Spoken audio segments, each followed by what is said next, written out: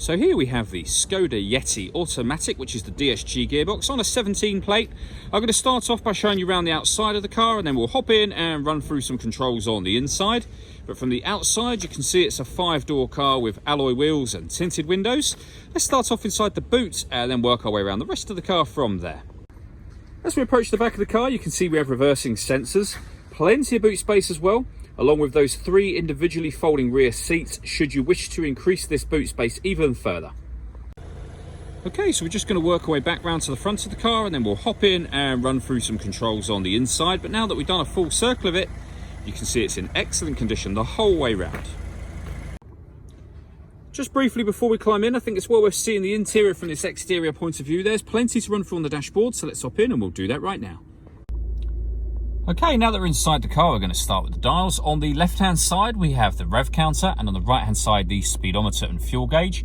In the middle, you can see the total miles for the car, which are 24,270. Above that, we have a trip computer. You can change the information displayed there by using buttons on the steering wheel for various different bits of trip computer and fuel economy information. And you can go back a page, and you can see that we have an audio menu, a phone menu, and a settings menu as well. So you can have any of those menus displayed that you wish to. And the buttons that I was using to do that are over on this side of the steering wheel. On the left-hand side of the steering wheel, we have stereo control, so you can adjust your volume, you can skip tracks, and change your music source from the button just here as well.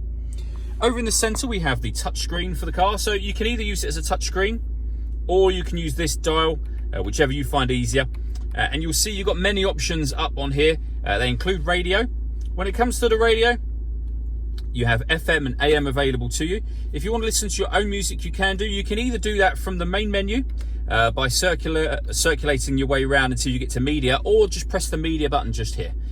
Under media, again, we've got a few different ways in which we can listen to our music, and they include Bluetooth audio. So once you pair up a phone, you'll be able to make and receive phone calls, but you'll also be able to stream your music wirelessly as well.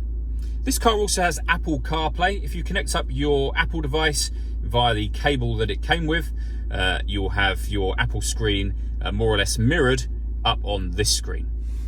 Working our way down, we have dual zone climate control. So you can adjust the passenger and driver temperatures. You can increase and decrease the fan speed. You can determine where you'd like the air to be distributed within the car. When you're happy with those settings, this button turns the air conditioning off in this case, or back on again. Or you can hit auto.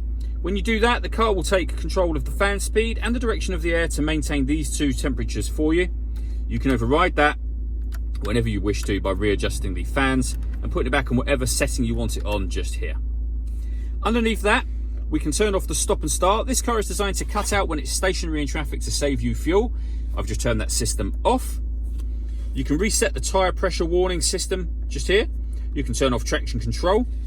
We have the USB input that I mentioned a moment ago, and auxiliary input, and then the gear lever for the fully automatic gearbox. And you'll see on there that it's highlighting that the car is a 4x4 as well as having the DSG gearbox.